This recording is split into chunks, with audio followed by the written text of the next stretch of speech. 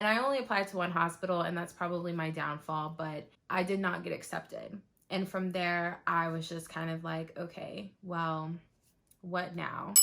Welcome back to my YouTube channel. My name is Brianna, and this is my channel where I share with you guys how I'm balancing my nursing career with my personal life. In today's episode, I'm going to be talking to you guys about how I'm changing my nursing specialty without losing pay by going back to being a staff nurse. The time is 1:40 a.m. I need to be productive on this night off. Tonight, I've decided to get together our second room. It's supposed to be our media room, our content room, an extra bedroom, guest bedroom. Since we've moved in, it's been about 3 months that we've been living here. We're going on our 4th month living here. The room is just not together. I've been ignoring it. I've also just been so busy working that on the 3 days I have off are usually not back to back to back. I usually am just resting and trying to recoup to go back to work. Working 4 days a week is so exhausting. Let's get into it. And before you say anything, I know the room is horrible. It's a legit mess.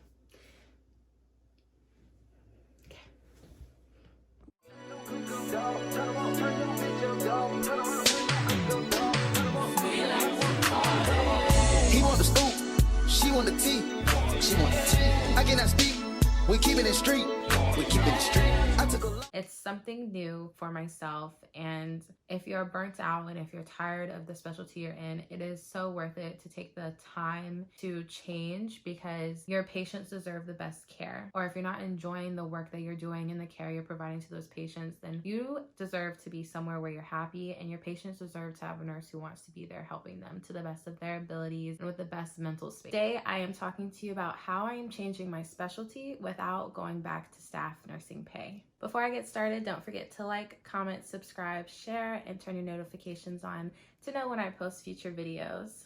So a brief healthcare history about me. I have been working in healthcare for 9 years now. I have just hit my 3-year anniversary as a nurse back in August of 2023. 2 of those 3 years, I have been a travel nurse. I started in healthcare as a CNA, taking my class in high school. Before I was 18, I worked at a family-owned nursing home that would hire me at 17. I did that for a summer before going to college, and I did that the summer after my freshman year of college. I then transitioned into home health care as a CNA, but I never worked in a hospital as a CNA. I went straight from high school to college and did my nursing classes and got my BSN, and I am an RN. So I have been a psych nurse for 3 years. I went straight out of nursing school into psychiatric nursing. I spent 6 months on a pulmonary floor in my nursing residency program before doing psych. If I could do it all over again, I probably would have started with MedSurg now that I'm at this point in my life, but everything happened how it was supposed to, and at the time, MedSurg was not the career path for me. 2 of my 3 years of nursing, I have been travel nursing as a psychiatric nurse. I have been to Manchester, New Hampshire, Seattle, Washington, Coeur d'Alene, Idaho, St. Louis, Missouri, Richmond, Virginia, and now I am travel nursing back home as a local travel nurse in North Carolina. When I first started nursing, I knew that I didn't want to do MedSurg just because I never really liked that clinical. To me, it just seemed mundane, and I didn't like the tasking of the care that we gave there. And when I had my psych rotation and my NICU rotation in nursing school, those were the rotations that I really fell in love with. I really enjoyed those. Psych, when I was learning it, was just very easy to click for me. And NICU, I loved working with the babies and the families.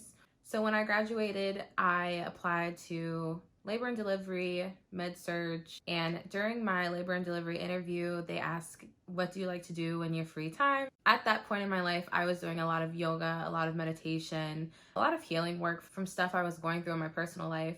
They thought I would be a great recommendation for psych because of that. And so I did get an offer from 3 MedSurg floors and 1 psychiatric floor. At the time, I just knew in my heart, like, nothing excited me about going to do MedSurg. I knew that I needed to know the skills, but I just couldn't do it at that time. I ended up accepting my psychiatric nursing position, and I fell in love with it. I mean, the first year was very intense. It was kind of hard, probably even the first 6 months. It's so different. You spend a lot of time talking to people, and that was what I enjoyed the most, was that I'm not, you know, doing wound care and hanging meds. I give people their meds and then we talk the rest of the day, or behavior manage and stuff like that. However, as time has gone on and I have worked in different states, different hospitals with different patient populations, some more aggressive than others, I have just become burnt out as a psych nurse. I want to go to work and not feel threatened in the area that I work in, or think to myself, you know, today could be the day that I get punched in the face, or anything can go left at any point in time. You just really never know. Having a good rapport with your patients is good, but they can still flip depending on where their mind is. So about a year ago, back in 2022, I decided that I wanted to change my specialty and I wanted to do NICU. I knew this was going to be such a huge leap from psych because I haven't done any MedSurg, no skills. I applied. I made my cover letter, my resume. I applied. I mentioned in my cover letter that I knew this was a very big transition and I'm ready for the challenge. And I only applied to one hospital, and that's probably my downfall, but I did not get accepted. And from there, I was just kind of like, okay, well, what now? At the time, it made sense. You know, I have such good care, skills, knowledge in psychiatric nursing that if I come to NICU, what can I offer these babies and these families? Because I don't know a lot of things that I should know as a nurse, especially one that hasn't been practicing in medical. I just took it as a sign from God that that's not the path for me yet. Just because it's not right now doesn't mean that it won't happen. I took a break from applying since I really just wasn't sure what I wanted to do. And then earlier this year in 2023, I think around May, April, I was like, okay, I need to get back on the hunt again because I'm really just ready to not be in psych. I created an account with Incredible Health. This website advertises helping you get staff positions at a higher pay rate. And this was good for me because I was like, that's another reason I was hesitating about changing. How am I going to change my specialty and not lose the amount of money that I make every year from working as a travel nurse? How can I maintain my travel nurse pay but learn something new so that I can eventually travel nurse in that specialty? I made an account with Incredible Health. Within a week or two, I had an interview. The lady was interviewing for full-time positions, and she put me in contact with the person who hires for PRN because that was my plan. My plan was to secure a PRN position in a different specialty and then to work as a travel nurse on the side. And although travel nursing is my main job, my full-time job, PRN will give me the experience that I need for the next year before I can travel nurse in it. You have to work in a specialty for a year. So even though I'm only working 1 to 2 days a week at my PRN, I'm still working there for a year before I go and travel nurse in it. So I got a job on a observation and clinical decision unit. So the observation and clinical decision unit that I am working on as a PRN nurse is a very interesting unit, and I'm really loving the criteria of the patients and the skills that I'm learning there. It is a split unit, so one half is a inpatient side. It is an observation unit. Patients are there for 12 to 48 hours. They're basically there before a procedure to get monitored after procedure. Maybe they need fluids, blood, chest pain. There's a wide variety, but we do have a very specific criteria the patients have to meet. The other side of the unit is an extension of the emergency room where the patients are there for 12 to 24 hours. It is a clinical decision unit. Basically, they're there for 12 to 24 hours and they're deciding whether they will be discharged or become inpatient. If they're discharged, we usually have them stabilized and ready to go before they go. If things are not stabilizing, they need further care, they will sometimes move them across the hall to our observation unit, or they'll go to another floor in the hospital that can address their needs appropriately. It has been such an incredible experience. I'm just very happy that this is the path that I have been provided for. It has really showed me that easing my way back into medical was the right decision instead of just jumping full-fledged into NICU. There's so much stuff that I have forgotten that I am relearning. Something as simple, and this is just so kind of embarrassing, but even doing a head-to-toe assessment. In psych, you know, we're assessing you mentally. If something's wrong with you physically, then we assess it then, and it's like a focused assessment. But other than that, we aren't doing a head-to-toe assessment on every single patient. So I had to watch videos on how to do a head-to-toe assessment. I watched my preceptor, I started practicing, and it's nothing now, but to do it for the first time again after being a psych nurse for 3 years, I was kind of like, The time is, it's 5:24. I'm hungry, I'm tired of being on my feet, and I just need a rest. But I need to get to a good stopping point before he gets home, because I don't want him walking into a mess, because that never makes me feel good, you know?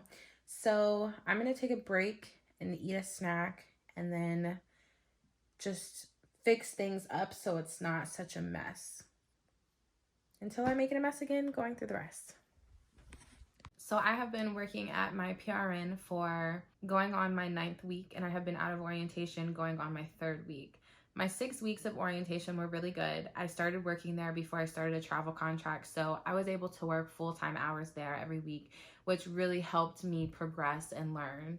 The staff has been amazing to me, helping me and reminding me of things, working through thought processes with me. And I found my old notes from nursing school, and I take those with me so that when a patient comes in with a disease process, I'm able to look at what's going on from my notes and just reference, just help myself reconnect the dots and reconnect the critical thinking pieces to know, you know, what's going on with them, what I should expect, what may be abnormal, normal, etc. I'm really glad I still have my nursing notes, so keep your notes, everyone. Now I am working full-time as a travel nurse while maintaining my PRN. My PRN requirements is 1 shift a week or 24 hours in a pay period.